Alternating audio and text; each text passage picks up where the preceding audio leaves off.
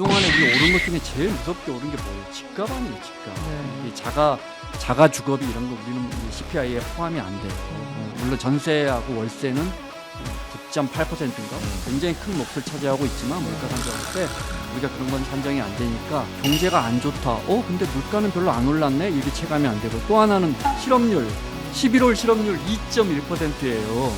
위기복현 날리니까 우리나라는 사실 주주들이 손해를 보거나 비례적 이익을 침해받았다고 해서 민사적으로 이 손해를 회복하기가 너무 어려운 나라입니다. 그래서 재벌 16개 회사가요 9년 만에 합동으로 성명을 발표했습니다. 상법 개정 반대한다는 거죠. 이게 우리나라 시장 개혁의 키라는 걸 반증하는 겁니다. 이게 개혁의 키입니다. 우리나라의 경제 그리고 세계 경제를 잔뜩 걱정하는 두 분 모셨습니다. 우리 김원장 기자님 어서 오시고요. 안녕하세요. 네, 박시동 평론가님. 네, 안녕하세요. 박수입니다. 반갑습니다. 우리 최은경 기자가 함께 같이 좀 옆에서 많이 좀 도와주실 거고요. 오늘 뭐 트럼프 얘기를 긴급하게 하실 게 있다는 말씀을 좀 들었습니다. 우리 한 사람 없으니까 난 자리는 몰라 든 자리는 몰라도 난 자리는 모르고 금방 왜 이렇게 보인다고. 덮고 계시는데? 한 사람 없으니까 되게 썰렁하네. 그래요? 네. 네. 트럼프 지금 방금 기사가 나왔는데 네. 1월 20일 날 취임하면 바로 대통령 행정명령 내려서 캐나다와 그러니까 바로 위에 나라, 멕시코 바로 밑에 나라에 25% 관세 때리겠다 발표를 했어요. 아하. 위아래로 25%. 세상에. 그러니까 예전에 제가 막 출입 기자 할 때 관세 2.5% 올린다 그러면 난리가 났었는데 어머. 이 보편 관세 그냥 보통 25를 기본으로 가는 거예요? 투표 때 선거 운동할 때 10% 보편 관세 때린다고 했다가 8월부터인가 20% 때린다고 해서 저 사람은 자기가 한 말을 기억이나 하나 했는데 진짜로 세상에 캐나다하고 멕시코 경제가 장난이 아닌데 25%씩 때리고 중국은 플러스 10% 지금 관세에서 플러스 10%. 근데 중국은 이미 자동차 100% 때리고 있고 5월부터 반도체도 지금 50% 때리고 있으니까 네. 어차피 중국은 안 미국은 쓰겠다, 어차피 그냥. 그런 첨단 얘기고. 제품은 미국 못 들어간다고 보고 이번 트럼프의 취임으로 가장 흔들릴 나라 중국, 대만, 한국, 멕시코 뭐 이렇게 꼽았는데 일단 멕시코는 폭탄 하나 세게 맞았습니다. 이게 사실 예. 이제 캐나다는 미국 입장에서는 거의 그 1그룹이거든요. 우방 1그룹인데 그러니까 캐나다에서는 주로 뭐 수입해요? 뭐 그 자세히는 모르겠어요. 근데 문제는 멕시코와 캐나다, 중국이 미국 입장에서는 3대 적자국이에요. 그러니까 우리는 한 8위 정도 됩니다. 네. 미국 입장에서 무역 적자. 근데 1, 2, 3위는 해당되면 일단 먼저 하겠다라는 거고 우방이고 뭐고 안 가리겠다는 확실한 의지 표명이죠. 캐나다나 예. 멕시코에 특히 이제 그 미국에 안 들어가고 옆에 주변 공장들이 있잖아요. 우리도 네. 기아도 멕시코에 이제 엄청 큰 공장이 있잖아요. 네. 그거 다 미국에 수출하려고 우리 멕시코에 잡하려고 거기다 만든 건 아니잖아요. 그렇죠. 그렇게 해서 우회적으로 하는 거 트럼프 입장에서는 필요 없다 이거죠. 미국으로 들어와라. 미국으로 들어와라. 그 이제 프렌드 쇼어링이라 그러거든요. 리쇼어링이 아니고 우리 옆 나라에 프렌들리하게 와 있는 사람들 필요 없어. 미국 들어와라. 이런 건데 올린 것도 내가 보니까 트루 소셜에 올렸더라고요. 네. 앞으로 이제 취임하면 이제 미국은 관보가 이게 X나 트루 소셜 그렇게 되는 거 되겠네요. 아니에요? 근데 사실은 이번이 우리가 있던데, 보니까. 선거 때 아까 기자님 말씀하신 것처럼 보편과세 현재 3인데 10에서 20 사이가 될 건데 설마 최고치 20까지 가겠어? 뭐 그러니까. 많아야 10이지? 예를 들어서 그 정도만 해도 우리는 얼마나 충격파가 클까 이렇게 사실 노심초사했는데 일단 가장 우방국이면서 선두권 나라에 그냥 다짜고짜 25 선거 때도 나오지 않은 숫자거든요. 이걸 지금 얘기하고 있으니까. 그 전에 캐나다하고 멕시코 이렇게 때리겠다고 한 적도 없어요. 아니 조건이 있어요. 두 나라가 펜타닐 등 펜타닐, 마약 유입 및 불법 이민자 단속할 때까지 유지한다. 그게 이제 펜타닐의 성분의 원료가 되는. 펜타닐의 성분은 주로 멕시코 뭐 중남미 국가에서 만들어가지고 지금 이제 미국으로 올라가서 미국이 지금 펜타닐로 너무 힘들잖아요. 네. 네, 정말 이렇게 좀비들 이렇게 그 원료의 성분이 되는 게 중국에서 온다는 거예요. 네. 그래서 이것도 절반 정도만 맞는 말인데 여기에 대해서 중국 정부는 그러면 칼로 사람을 쳐서 죽였는데 그러면 그 철을 만든 사람이 책임에 있는 거냐? 중국은 또 이런 입장이긴 하던데. 원료만 생산한 것일 뿐인데 네, 약 네. 만든 놈들 따로 있고. 네, 뭐 그런데 하여튼 명분은 그렇게 네. 펜타닐이 없어질 때까지. 미국 사회에서 펜타닐이 없어질까요? 왜 미국에 이렇게 펜타닐이 많은지는 트럼프가 스스로 좀 한번 고민을 해봐야 될 것 같은데 미국의 에이, 뭐 마약 얘기까지 그래요? 하면 좀 네. 짧은 것 같고. 네, 하여튼 오늘 너무 깜짝 놀랐어요. 우리는 그럼 어떻게 해요? 납작 엎드려 있으면 돼요? 우리 이야기는 또 다음에 한번. 근데 진짜 트럼프가 폭탄 우리를 세게 기억하지 때리네. 못하게 하면 어떨까요? 우리가 있었나 없었나? 이런 나라가 있었나 싶게 그냥 아니 조용히 그때 왜 낮은 누구 자세로. 자서전 보면 네. 갑자기 저 트럼프 대통령이 일기 때 한국 FTA 이거 다시 해야 돼. 그리고 화가 잔뜩 나가지고 할 때 네. 그때 어디 무슨 무역위원장인가가 트럼프 위에 있는 한국 FTA 소리를 치웠더니 트럼프가 잊어버렸다는 거 네, 아니에요. 그 따르는 걸로 관심 돌려버려요. 그러니까 만약에 그거 있었으면 우리 정말 물론 그 뒤에 FTA 개정은 했지만 우리 정부가 상당히 잘 방어했거든요. 네. 뭐 근데 공교롭게도 우리는 또 어저께 발표가 났어요. 트럼프 쪽에서 먼저 보고 싶어 했다라는 식의 얘기가 대통령실에서 나왔습니다. 아유, 걱정이네요. 고문 걱정인데. 네, 그래서 뭐 아니 잘할 수도 있지. 아니, 어떤 나라가 이렇게 저 독단적으로 가는 경우 끝이 저는 그냥 안 좋을 것 같거든요, 느낌이. 그럼요. 네. 왜냐면 그렇게 해서 뭐 잠깐 1, 2년 반짝은 가능하겠지. 근데 그게 오래 유지된다는 거는 그냥 세상산 이치가 불가능하잖아요. 아이고, 정말 중요한 특히 경제는 네. 이게 기본적으로 자유무역이 서로에게 이득이 된다는 거 우리가 그렇게 배웠잖아요. 비교 네, 우위에 대해서. 네. 나는 자동차 만드는데 너희 기름 많이 나니? 그럼 우리 자동차 줄 테니까 우리 기름 좀 줄래? 이거 자유무역 한 지가 지금 한 WTO 이후에 한 20여 년 우리가 중국이랑 같이 했는데 그렇게 하면 결과적으로는 세계에서 제일 큰 나라고 제일 강한 나라인데 미국도 결국은 손해겠죠. 이것저것 그렇겠죠. 따져서. 근데 네. 이건 어쨌든 트럼프 대통령은 이런 거 따지지 않으니까. 네.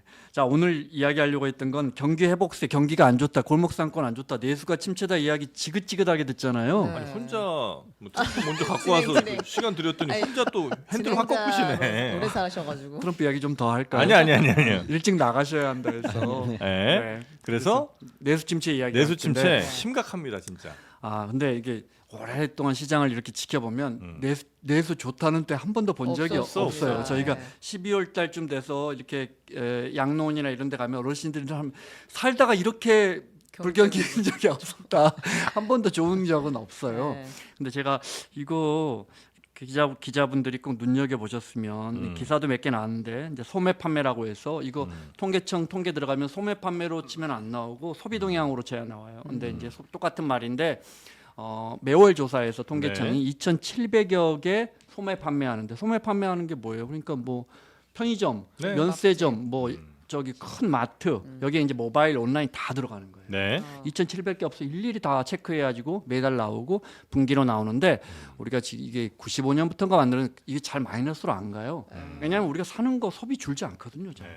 그럼 비슷한 수준을 유지하나요? 보통 늘죠 조금씩. 늘어요. 우리가 성장하니까 네. 경제가 성장하니까. 그런데 이게 언제 한번 줄었냐면 2009년도에 글로벌 금융위기 때 한번 줄었고 네. 그것도 한번 줄었다가 그 다음 분기에 기저효과가 있어서 폭증했어요? 10점 몇 %가 올라갔어 세상에 10점 몇 %가. 그 다음에 이제 10년 동안 거의 10몇 년 동안 안 줄다가 조금씩 오르다가 내가 이 자료 찾아보니까 통계청에서 2020년 4분기 우리 셧다운했을 때 코로나로 네. 그때 많이 떨어져서 마이너스 그러네요. 2.0이 떨어져요. 그러니까 우리가 그때 어디 이동을 못 하니까 네, 우리가 네. 뭐 양말도 뭐 안경도 맞추려다가 안 맞추고 뭐 이게 뭘 좀 살려다가 안 사고 옷도 안 사고. 2.0%가 2020년 4분기에 떨어지는데 네. 올해 2분기에 마이너스 2.4%가 떨어졌어요. 소매 판매에 대해서 이야기하고 있는 거예요. 통계청이 나오는. 아니 그 그러니까 코로나 때보다 더 많이 떨어졌어요. 낙탕 걸렸을 때보다 더 안 팔려요? 그러니까. 그런데 3분기 때 또 거기에 마이너스 1.9가 또 떨어졌어요. 이거는 그러면 매번 기준치에서 떨어진 게 아니라 전달에서 더 떨어지고 전년 더 동기 떨어지고. 대비해서. 전년 동기 대비로. 그런데 이렇게 해서 벌써 10분기 연속해서 떨어졌어요. 제가 그래프 하나 준비 네. 드렸는데 혹시 넣을 수 있으면 넣어주시고. 네, 넣었습니다. 지나갔습니다. 네.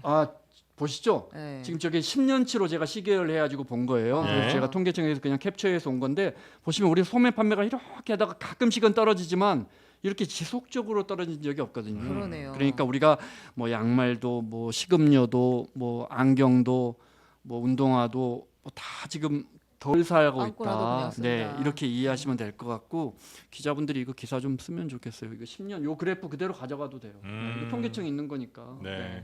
하여튼 소매 판매 뭐 해서 경기가 지금 거의 최악이다. 네, 그래서 정부가 내수 회복 조짐이라는 단어를 7달 만에 뺐어요. 뺐죠. 저거 네. 보면 내수가 회복 조짐은 안 아닌 것 보여요. 같아요. 그러잖아요. 그래서 완만한 경기 회복세 이렇게 네. 문장을 조금 바꿨어요. 11월 이제 기재부에서 내는 최근 경기 동향에 몇 가지 통계만 경기가 안 좋다라는 건 굉장히 직관적인 거잖아요. 그래서 네. 제가 몇 가지 통계만 좀 알려드리자면 참고하실 만하게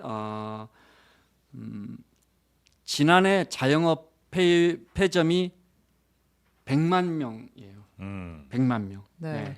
그런데 100만 명인데 한경에서 1월부터 10월까지 통계를 내놨던데 네. 지방행정 인허가 데이터를 분석해가지고 한국경제에서 전국 17개 시도 중에 12개 지역에서 폐업 건수가 지난해 1월부터 10월까지 역대 최고치예요. 네. 올해요. 네, 1월부터 10월까지. 음. 그러니까 경기가 안 좋다는 게 우리가 통계로 입증이 되죠. 특히 골목 네. 상권. 그러면 네. 100만 건이 올해는 넘었을 것이다 이렇게 봐야겠네요. 아, 그럴 수도 있고 아. 또 하나 눈여겨볼 게 60세 이상 자영업자 수가 해마다 거의 어쩔 때는 5만, 10만 이렇게 늘더니 기어이 200만을 넘어섰어요. 자영업자 중에 60세 넘는 분들이 하는 아. 이게 무슨 말이냐? 새로 가게를 차리는 분들이 퇴직하고 몰려서 나서 하는 계속. 거예요. 몰려서 하다 안 되니까 가게 요즘 누가 가게 차려가지고 쉽지 않다는 걸 누구나 아는데 커피숍 차리고 뭐 치킨집 차리고 어려운 걸 아는데 이 자영업에는 이거 운수 뭐 이런 거 다 들어가요. 그러니까 뭐 택시를 한다든지 뭐 다 들어가는데 그 몰려서 하고 있다는 거죠. 그래서 우리 자영업 비중 중에 60세 이상의 비중도 지금 뭐 30 몇 %로 굉장히 높아졌어요. 그러니까 이런 것들이 네. 우리가 눈에서 경기가 안 좋대라고 말하지만 통계적으로 네, 네. 상당히 입증이 되고 있어요. 여의도에 이제 제가 자주 왔다 갔다 하잖아요. 거기에 사실 여의도는 그래도 상권이 꽤 괜찮은 거고 왜냐하면 소득이 좀 있는 분들이 많이 모이는 그럼요. 곳이기 네, 네, 때문에 네. 근데도 뭐 1층에 어떤 분이 아마 스시 가게를 하시려고 했나 봐요. 스시 가게를 인테리어 다 하셨어. 그래서 이제 오픈이 뭐 예를 들면 11월 25일이에요. 그런데 11월 그래서 이제 다 보여 유리 안으로 다 보이잖아요. 인테리어 한 게. 조리 도구 뭐 이런 거 다 갖다 놓으셨어.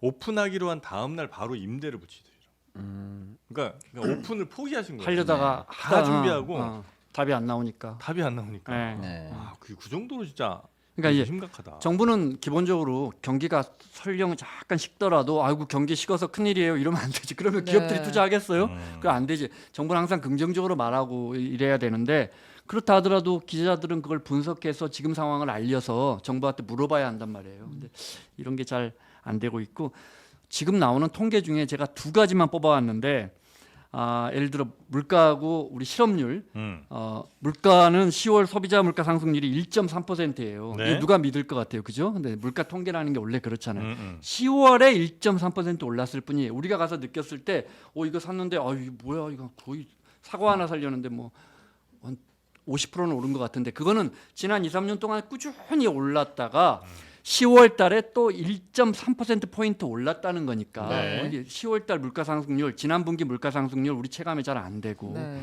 그다음에 그동안에 우리 오른 것 중에 제일 무섭게 오른 게 뭐예요? 집값 아니에요, 집값. 네. 근데 이게 자가 주거비 이런 거 우리는 이제 CPI에 포함이 안 돼요. 네. 물론 전세하고 월세는 한 9.8%인가 굉장히 큰 몫을 차지하고 있지만 네. 물가 산정할 때 우리가 그런 건 산정이 안 되니까 그러니까 자 경제가 안 좋다. 근데 물가는 별로 안 올랐네. 이렇게 체감이 안 되고 또 하나는 실업률 11월 실업률 2.1%예요. 아유 완전 고용이네. 완전 고용이 그러네요. 3%라고 우리가 배우는데 네. 근데 이제 이것도 통계가 우리만 그런 게 아니고 미국이 4.몇 %인데 이게 좀 괴리가 취업 포기자가 있잖아요. 좀 네, 많아서. 일주일에 1시간만 일해도 우리 실업자에 포함 안 되고 실업률 통계라는 게 우리가 학교에서 배운 것처럼 네. 예를 들어 제가 어느 후배가 뭐 행정고시 준비하다가 안 돼서 교직 뭐 자격증 준비하다가 포기하고 누나가 하는 약국에서 일 도와주고 있다. 이러면 실업자에 포함돼요, 안 돼요? 안 되죠. 안 되죠. 왜냐하면 네. 구직 희망이 있어야 되거든요. 구직 희망 의사가 있어야지. 이게 네. 경제활동 인구에 포함도 안 되고 그냥 없는 통계에서 없는 사람이에요. 대학원생도 아니죠. 대학원생도 아니죠. 대학원생 네. 구직 희망이 있어야 한다니까요. 그렇죠. 그래가지고 제가 일자리를 구하고 있습니다. 근데 구했어요? 못 구했습니다. 이러면 이제 실업률에 들어가는 거예요. 네, 네. 네. 그러니까 뭐 사실상 이런 실업률이 훨씬 높을 거다. 그렇죠. 당연히 그러니까 그렇죠. 이런 통계 때문에 경제가 양호한 것처럼 보이지만 실질적으로는 굉장히 많이 빠르게 식고 있다. 네. 한 가지 통계만 오늘 마지막으로 마지막으로. 설명드리자면 단기 근로자라 그래서 일주일에 36시간 미만 근로자가 음. 불과 2년 전에 우리나라에 800만 명이었어요. 지금 1,500만이에요. 1,500만이요? 1,500만이에요. 아. 통계청 통계로. 1,500만이면 1,500만. 돼요? 그렇게 많다고요? 그렇게 중복 많아졌어요. 집계가 아니고서야 그러니까 5천만 이게 인구 여기에는 1,500만이 단기 좋은 근로자예요? 일자리가 사라지고 60세 이상 어. 일자리가 많이 늘어나고 이런 것도 있지만 기본적으로 또 N잡너라 그래서 멀쩡한 직장 갖고 있는 분들이 한 곳에 지금 하나 유튜브 더 편집하고 하면. 이런 분들 제가 아시는 친구들 중에 이제 고용하면서 우리가 연봉 한 6, 7천만 원 줄게. 저 안 할래요. 저 그냥 3천만 원만 주세요. 저 딴 데 가서도 또 편집할게요. 이렇게 N잡너가 늘어나는 영향도 있지만 기본적으로 우리 시장에서 좋은 일자리가 빠르게 사라지고 있다. 네. 이걸 의미하는 거거든요. 네. 알겠습니다. 근데 우리가 경기가 이렇게 안 좋다 그러면 네. 나는 그렇게 생각해, 나는 안 그렇게 생각해, 이렇게 서로 판단이 다를 거 아니에요.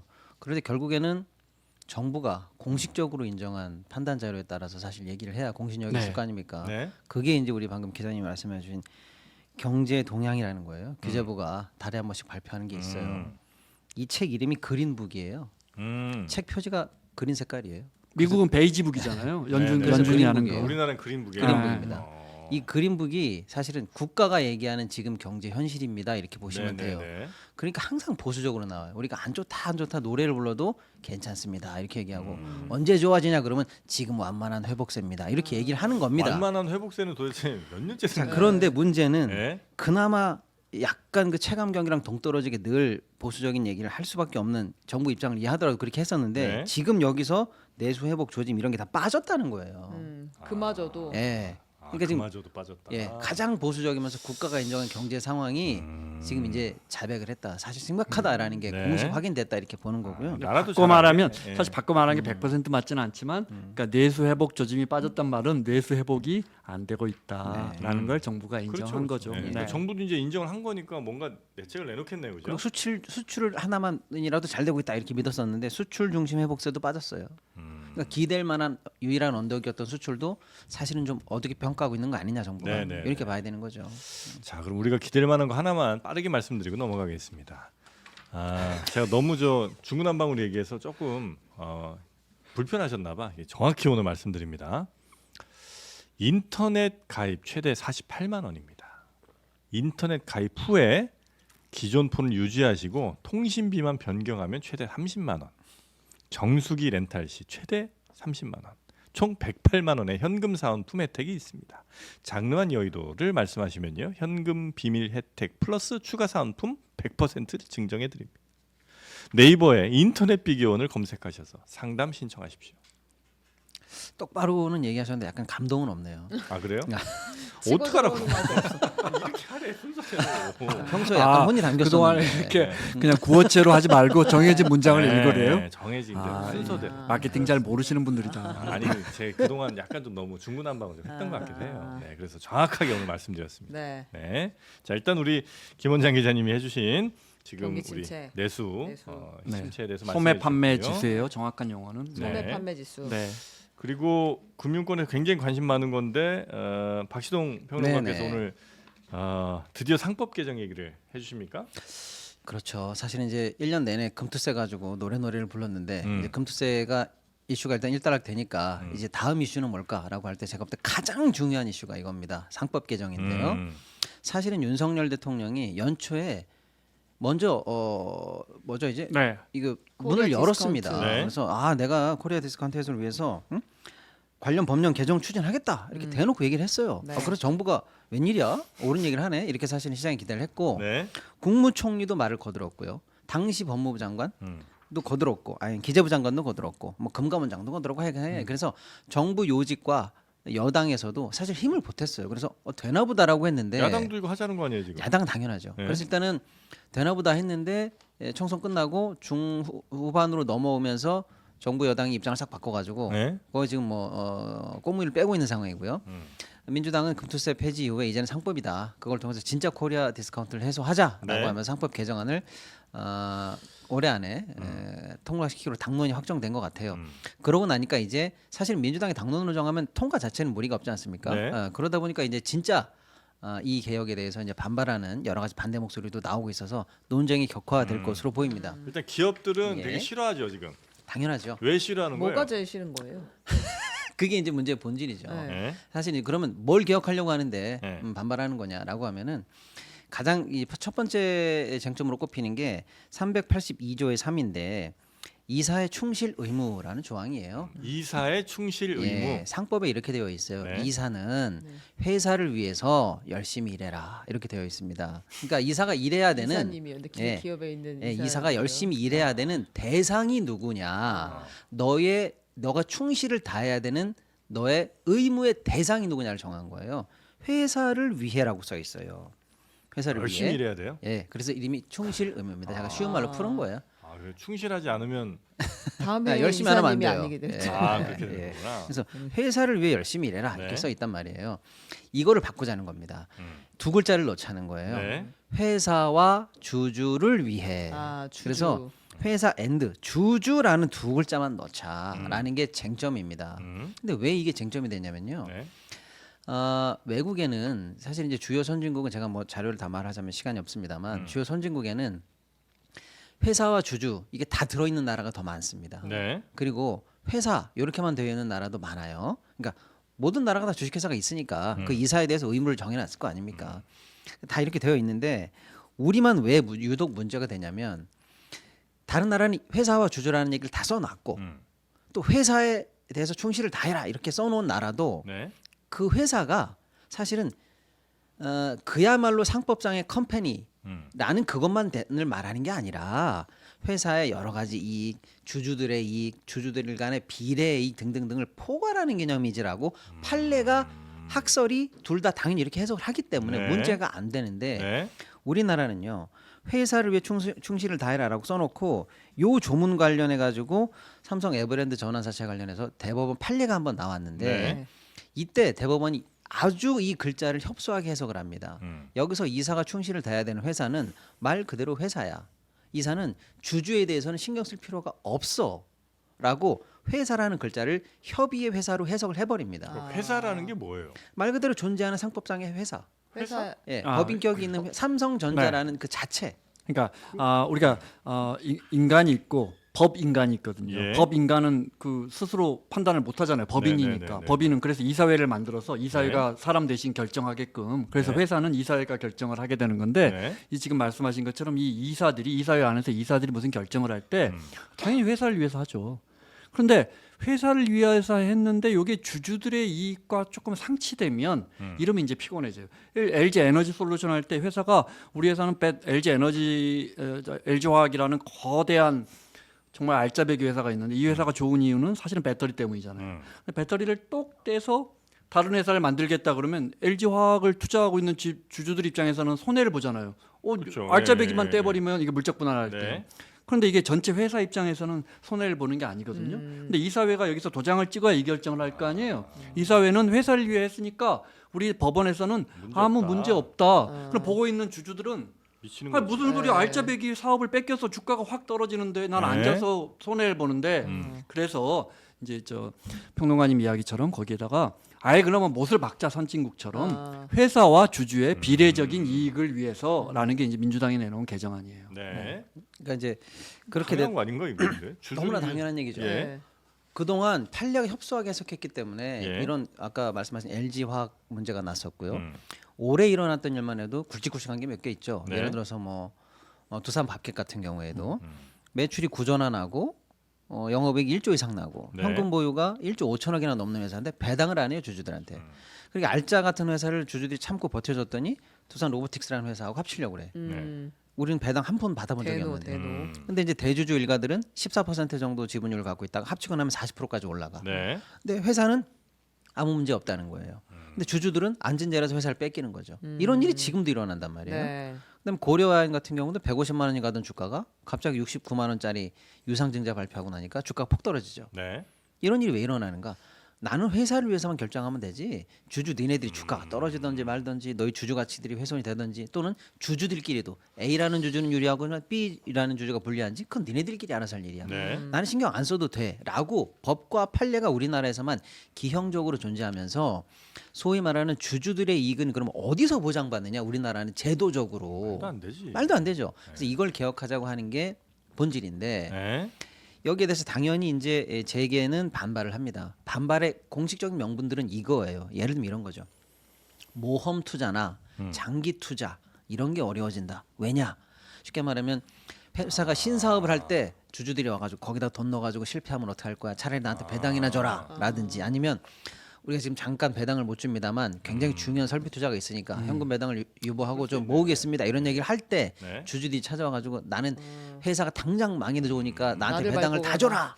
이런 식의 악덕 주주들이 천지의 진동을 하면 어떻게 할 거냐라는 얘기가 재계의 반대 명분입니다. 반대 근데 명분. 아주 심플하게 그냥 그 대주주가 경영하고 있는 대주주가 51%를 만약에 주식을 갖고 있어요. 그럼 주주들이 나를 밟고 가라 해도 그냥 할 수 있는 거 아니에요? 할 수 아무 있는데 상관없지, 그건. 아니요. 근데 이제 그것도 이제 정밀하게 말씀드리면 약간 차이가 있는데 사실 그래서 우리는 주주를 위해 약간 두 글자만 넣자고 했잖아요. 네. 근데 우리 기자님이 주주의 비례적 이익을 위해 이런 비례적 말씀하셨잖아요. 이익, 근데 이건 네. 또 뭐냐면 아까 말씀하신 거 많이 가진 너는 유리한데 적게 가진 나는 왜 불리해야 돼?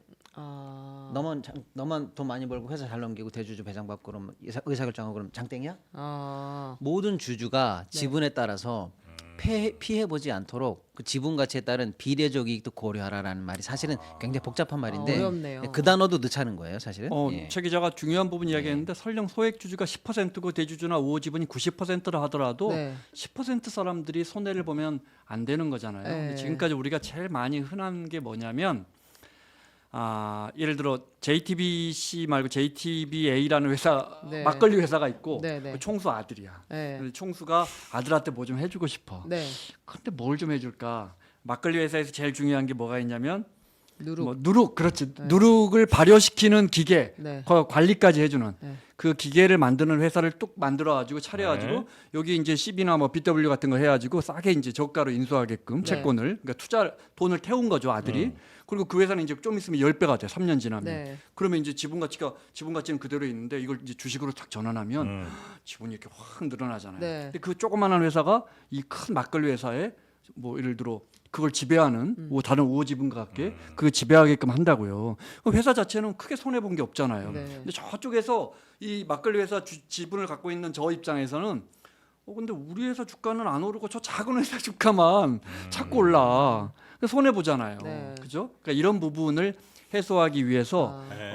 주주들의 이런 경우에 이제 지금 형법으로 배임이 된다고요. 왜냐하면 이거 회사의 이익을 너가 너무 오히려 다른 선택을 했으면 더 좋은 결과가 나올 수 있는데 네. 이 부분이 굉장히 논란적인 부분인데 그 부분에 대해서 이제 기업들은 많은 우려를 하는 거거든요. 네, 네. 근데 아주 중요한 포인트를 기자님이 말씀해 주셨는데 그래서 제가 아까 재계 반대 명분이라고 몇 개 얘기했잖아요. 근데 사실 그건 말이 안 되는 명분이에요. 그럼 어느 주주가 회사 망해도 좋다는 식의 결정을 요구하겠습니까? 자기 주식이 곧 휴지 조각이 되는데, 네. 그러니까 그건 기우에 불과하고 반대를 위한 반대에 불과합니다. 그래서 그리고 그런 주주들의 요구 사항은 안 들어줘도 상관없어요. 현재 무시해도 올바른 경영 법적으로 판단이 문제가 되기 안 때문에 된다. 네. 그런 판단을 똑바로 내리라고 내리지 말라고 지금 이 조문이 있는 게 아니고 나 말고 대주주 너 또는 주주들 말고 회사 너 그 이익을 위해서만 판단했기 때문에 내가 손해를 봤다 이런 거를 조심해 달라는 얘기지 그런 게 아니거든요. 네. 그러면 진짜 그게 반대를 위한 반대고 진짜 명분이 아니라면 왜 이렇게 날릴까라고 네. 하면 바로 기자님이 폐부를 찔러주신 건 저는 그거라고 보는데 우리나라는 사실 주주들이 손해를 보거나 비례적 이익을 침해받았다고 해서 민사적으로 이 손해를 회복하기가 너무 어려운 나라입니다. 회사 네. 상대로 법적으로 뭐 할 수가 없죠. 없어요. 그냥 제가 네. 그것도 복잡한데 그냥 쉽게 말씀드리면 그냥 거의 불가능한 나라라고 네. 보시면 돼요. 네. 증권 관련 집단 소송이 입법이 통과된 이래 대법원까지 넘어오는데 10년 걸렸어요. 첫 번째 대법원 판례가 나오는 데까지. 그리고 현실적으로 그 6심으로 되어 있습니다. 우리나라에 6심이에요, 그게. 육심이라니. 이게 짧게 말씀드릴게요. 금융 관련 3번 이제 이런 법원에 예, 3번 아니 이렇게요. 예를 들어서 제가 어떤 회사의 주주인데 여차저차해서 피해를 입어가지고 야 나 이거 집단 소송 한번 해야 되겠어라고 마음 먹잖아요. 그러면 우리나라는 법에는 네가 아무리 피해를 입었어도 소송 사유는 3개밖에 안 된다잉. 회계부정 뭐 이거 3개밖에 안 돼. 다른 건 아무리 억울해도 한국에서는 안 돼. 이렇게 돼 있어요. 그러면 제가 맞아요. 난 그 세 개 중에 하나입니다라고 소송을 걸잖아요. 회계 부정 때문에 내가 손해를 봤어. 뭐 때문에 손해를 봤어라고 소송을 내잖아요. 네. 그러면 이 세 개의 사유가 맞는지 그리고 최저 소송 인단을 모집했는지 등등등 요건에 맞는지를 검토해야 될 거 아니에요. 네. 그 요건에 맞는지를 검토하는데 3심이 들어갑니다. 이해가 되세요? 아, 요건 되는지 안 되는지 보는데 벌써 1, 2, 3심을 3심이 해요? 거쳐요. 그것도 3심을 해야 돼? 그렇습니다. 그래서 그 요건 해당되는 걸 넘어가는데 5, 6년 걸려요. 그래서 해당된다 치면 이제 본심에 들어가죠. 본심에 들어가서 또 5, 6년 걸려요. 그래서 제 말씀이 그 말씀이라니까. 그러니까 다 지쳐 나가 떨어져요. 됐다 됐어요. 그렇게 하라는 거예요. 그렇게 해서 이겼어도 네. 내가 1억을 손해를 봤다라고 하면 실제로 배상 판결은 1억이 안 나오죠. 근데 미국 같은 나라는요. 징벌적으로 해고 한 1,500억 나와버립니다. 그러니까 갈만한데 이건 그렇지도 않은죠. 그러니까 사실은 우리나라 대주주 일가들은 그 민사적인 어떤 배상은 전혀 겁내지 않아요. 그럼 뭘 겁내하기 때문에 이렇게 쌍집행위를 들고 반대하는 거냐면 핵심이 배임죄에 있습니다. 기자님 그래서 잘 건드려 주신 거예요. 뭐냐면 배임은 이렇게 되어 있어요. 배임은 감옥 가는 문제 아닙니까? 네. 타인의 사물을 처리하는 자가 이 자격이 딱 결정되어 있어요. 타인의 사물을 처리하는 자가 그 사무에 반해 가지고 사익을 취한다든지 그 회사에 손해를 보게 한다든지 그럼 너 배임이야. 쉽게 말하면 임무에 배신했다 이거예요. 네. 그러니까 배임죄가 되면 감옥을 가는데 배임죄의 핵심은 타인의 사물을 처리하는 자여야 해요. 그러면 내가 사물을 처리하는 자라고 하면 나는 무슨 사물을 처리하는데 그 임무에 내가 배신했다는 거 하는 거라고 해서 배임죄를 정의하다 보면 개념 필수적으로 제 사무의 범위가 결정이 돼야 돼요. 그렇지 않습니까? 네. 예. 그런데 배임죄에서 말하는 이사들의 사무의 범위는 상법에 따라서 개념이 보충이 됩니다. 근데 아까 뭐라고 그랬어요? 이사는 회사를 위해서만 난 최선을 다하면 돼. 네. 이게 내가 법에서 부여받은 내 사무야. 예. 근데 내가 그래 LG 엔솔 분할했다. 내가 상법상 내 의무 혜택했어 안 했어? 안 했지. 그러니까 난 배임도 안 되는 거야. 그 이렇게 상법에 개념이 정의가 된단 말이에요. 알아들었어요. 네. 근데 상법에서 나한테 주어진 의무가 네. 회사를 위해서 충실하고 앤드 주주. 이제 주주한테도 넌 충실해야 된다라고 의무가 넓어지잖아요. 네. 그럼 이 개념이 나의 사무가 돼요. 아. 그럼 이게 배임 개념으로 넘어오면 배임으로 내가 배임에 규정할 해당될 가능성이 훨씬 넓어져요. 높다. 네, 네, 네. 아. 그러니까 민사는 콧방귀도 안 끼는데 가장 걱정했던 건 형법적 리갈 리스크가 올라가는 걸 제일 짜증내하는 거예요. 거기를 건드리고 있는 겁니다. 빵 갈까봐. 그렇죠. 두 가지인데요. 쉽게 설명하고. 그래서 민주당 네. 입장에서는 재계를 설득해서 상법 개정안을 통과시키려고 네. 하면서 네. 이 배임죄를 없애주려고 하는 것 같아요. 그러니까 뭐 이렇게 서로 주고받고 하려고 하는 것 같은데 사실 저는 개인적으로 배임죄가 우리가 지난 뭐 수년간의 정치사에서도 봤지만 배임죄라는 게 너가 이거 선택 안 하고 저거 선택했으면 회사가 더 이익을 봤을 거 아니야라는 네. 사실 좀 애매한 배임이 좀 부분이 모호한 있어서 부분이 있긴 하죠. 만약에 네. 상법 개정안이 된다 가능할 수만 있다면 저는 개인적으로 배임죄는 빼주더라도 네. 저는 상법 개정안이 통과가 됐으면 좋겠고 네. 그래서 이제 네. 논의를 조금 이건 뭐 진행해 제 보면 개인적인 맞습니다. 생각이고요. 그래서 일단 이 조항에 대해서 이사의 충실 의무 개정에 대해서는 이렇게 논의가 흘러간다고 쳤을 때 네. 이거에 대한 이제 딜거리로 배임을 약화시키거나 없애줄 것이냐가 이거에 대한 협상의 딜 소스로 이게 활용이 될 것 같아요. 근데 기자님은 그런 말씀하셨는데 저는 반대입니다. 왜냐하면 배임이 기형적으로 좀 많이 우리나라에서 조금 활용된 측면이 있어요. 그건 왜 그러냐면 상법도 안 돼, 뭐도 안 돼, 민사도 안 돼. 그러니까 제 감옥 좀 보내주세요라고 배임에다가 마구잡이로 거는 걸어왔던 측면이 있어요. 그럼 이 문제를 안 저 되면 다 앞단에서, 배임으로 걸어요, 우리. 앞단에서 해소시켜줘야 되는데 네. 앞단의 문제, 억울한 소수주의 문제나 이사들의 이 일탈행위들을 앞단에서 막아내는지를 확인한 다음에 풀어줘도 늦지 않은데 이제 앞단의 얘기를 조금 개선한다고 하면서 배임을 확 풀어준다? 아직 시기상조다라고 보고 만약에 배임을 풀어준다면 저는 딜이 걸려야 될 게 상법상 이사 의무를 올려주고 배임을 풀어준다. 이게 딜거리가 아니고 네. 민사적으로 증권 관련 집단 소송이라든지 회사에 관한 다양한 이 민사 책임을 올려주는 거 이렇게 해서 민사로 돌려야 됩니다. 네, 네, 이것과 배임은 딜이 된다. 저는 그렇게 보고 있는 거죠. 예. 몇 가지 제도만 난 두 가지 제도만 시간이 없으니까 하셔야 되는 간단하게 거 아닙니까 지금? 예. 진짜 최대한 짧게 설명을 하자면 급하게 좀 오지 마세요. 아니 우리 잘못이죠. 아, 우리 잘못인가? 네. 저는 시간 많아요. 늘 사과드립니다. 말씀드리지만 네. 기본적으로 그래서 네. 이사회가 이제 일반적으로는 총수 지배하에 있는데 이걸 어떻게 하면 이제 소액 주주나 다른 주주들의 이익을 대변할 수 있게 좀 이렇게 이사회를 잘 뽑아야 되잖아요. 네. 그래서 이미 많은 제도가 개혁이 돼 있는데 개정이 돼 있고 근데 잘 운영은 잘 안 돼요. 그 중에 두 개만 설명을 드리자면 이제 집중투표제 같은 경우가 있어요. 네. 네. 한 주당 의결권은 하나여야 되잖아요. 이거 당연한 이야기잖아요. 네. 근데 우리가 예를 들어 이사를 이렇게 뭐 세 명 뽑는다고 치면 네. 우리가 오늘 근데 이제 소액 주주들은 이사를 한 3명 뽑는다고 치죠. 이사를 이렇게 3명 뽑는다고 치면 한 표당 한 사람당 이렇게 한 하지 번씩. 않고 네. 예를 들어 세 주를 다 몰아서 줘요. 세 표를. 그럼 그 세 표를 한 사람한테 몰빵할 수 있어요. 소액 주주. 아. 이게 집중투표제예요. 나한테 세 표가 있는데 내가 네. 한 사람씩 세 표를 줘도 되고 하나씩 줘도 된다고요? 그렇죠. 하나씩 주면 어차피 지분이 많은 사람들이 무조건 그 사람이 미는 이사가 될 거 아니에요. 네. 그러니까 소액 주주들은 이렇게 해주고 네. 반대로 3% 룰이라 그래서 대주주들은 또 어떻게 묶고 있냐면 예를 들어 대주주, 그다음에 나는 대주주 동생, 뭐 여동생. 예를 들어 여기는 10% 갖고 있고 네. 나는 7% 갖고 있어요. 그럼 10%만큼 하면 소액 주주들이 아무리 뭐 많이 모아봤자 얼마가 되겠어요. 네. 몇 퍼센트 안 되죠. 무조건 이거 독립이사 뽑을 때는 3%밖에 인정을 안 해줘. 몇 아, 퍼센트를 몇을 갖고 갖고 있죠. 있든. 저도 3%밖에 안 갖고 있고, 저도 뭐 7% 갖고 있어도 3% 그게 3% 룰이라고 해요. 그다음에 옆에 이제 회장님의 우호 지분의 계열사가 지분 한 5% 갖고 있지만 그것도 3%밖에 인정 안 해줘요. 문제는 3% 해갖고 4개 합치면 12%잖아요. 소액 주주들 12%도 못 모아요. 만들기 그러니까 힘들다. 집중 투표제를 해도 안 돼. 소액 주주들이 모으려면 뭐가 있어야 되냐? 예를 들어 집에서도 개미들이 이렇게 투표할 수 있게 전자 투표제 아. 해야 되죠. 근데 전자 투표제도 이사회가 결정하는 거란 말이에요. 이사회에서 통과가 안 되잖아요. 그러니까 이렇게 하나씩 엮여 있어요. 무슨 말이냐면 우리가 제도 개혁을 하고 있고 네. 이사회가 어떻게 하면 총수로부터 독립해서 선진국처럼 이렇게 할 수 있을까 제도 개혁을 하고 있지만 그게 더디고 현실적으로는 잘 되지 않는다. 하나만 이제 기업들 입장에서는 네. 저는 뭐 상법 개정안이 돼야 한다고 보지만 기업들 입장에서는 소액 주주를 위해서 법을 개정했는데 네. 현실은 우리나라 총수들이 재벌 이 지배 구조가 되게 약하거든요. 막 순환 출자해서 얽히고 설키고 해야지. 그래서 헤지 펀드가 들어와가지고 한 7% 먹고 들어와가지고 흔들어 버리면 네. 이게 흔들려 버려요. 그러니까 거기에 악용될 수 있다. 우려하는 거는 또 일견 저는 타당하다고 네. 봅니다. 네. 그러니까 아무튼 지금 김 기자님 설명을 들어보셔서 아시겠지만 네. 네. 전부 다 뭡니까? 소수주주라든지 대주주에 반대돼서 회사를 제대로 투자하고 거기에 나도 좀 참여하고 싶어하는 건강한 주주들에게 무기를 주는 것과 약간 비슷한 느낌이 들잖아요. 네. 그러니까 이쪽이 무기가 세지면 저쪽이 무기가 약해지겠죠. 그 저쪽은 누구냐? 소위 말하는 총수 일가, 대주주 일가 쪽들이 싫어하는 거예요.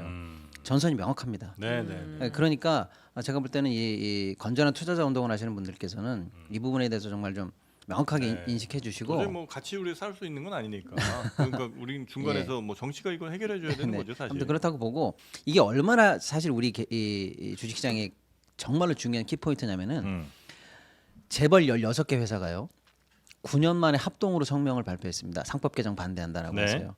이게 우리나라 시장 개혁의 키라는 걸 반증하는 겁니다. 아. 이 사람들이 뭐 아, 재난 저렇게- 났습니까? 저렇게 부르르 떠는 걸 보니 아, 이것이 부르르 바로 이게 핵심이다 확실한 이거예요? 겁니다. 아. 재난 났어요? 바빠 요거 죽겠는데. 가져가자, 이런 삼성전자 거. 주가 난리 나고 뭐 지금 제가 그룹 이름은 안 밝히겠습니다. 네, 네, 네. 이 모든 회사 사장들이 한가하냐고요. 아, 부랴부랴 모여서 공동 성명 낼 정도면 다 이유가 이게 있다. 개혁의 키입니다. 그렇군요. 네. 자, 일단 우리 박시동 평론가 일어나서 나가시면 되겠습니다. 네, 고생 많으셨고요. 감사합니다. 네. 네. 워낙 이제 뒤에 일정이 좀 있으신데 네. 저희가 좀 죄송하게 됐어요. 다 같이 끝내는 거 네, 다 아니에요? 같이 끝내는 걸로. 끝내는데 먼저 가셔야 되잖아. 1분이면 같이 인사해. 아, 네. 그럴래요? 네, 알겠습니다. 자, 그러면 박시동 가구 좀 욕 좀 하려고 그랬더니 안 되겠네.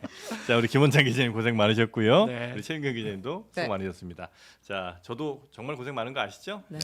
자, 여러분 그러면 저희는 내일 오전 11시에 다시 찾아뵙도록 하겠습니다. 함께해 주신 여러분 대단히 고맙습니다. 고맙습니다. 감사합니다.